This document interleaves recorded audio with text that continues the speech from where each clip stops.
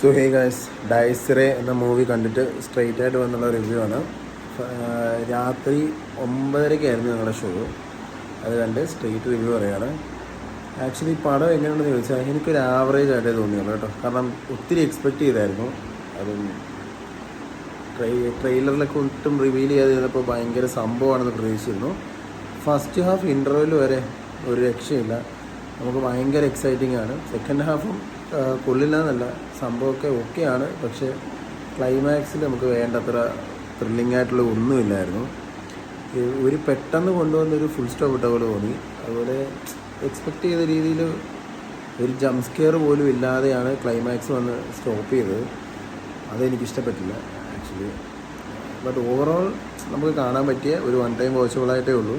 നമ്മുടെ ആ ഒരു ഭ്രമയുഗം, ഭൂതകാലം, ആ സെറ്റപ്പ് ഒന്നുമില്ല. സോ എന്താ പറയുക, നമ്മൾ ഭയങ്കരമായിട്ട് എക്സ്പെക്റ്റ് ചെയ്തൊന്നും പോകാതിരിക്കുക. അല്ലാതെ ഒരു ജസ്റ്റ് വൺ ടൈം വാച്ചബിളാണ്.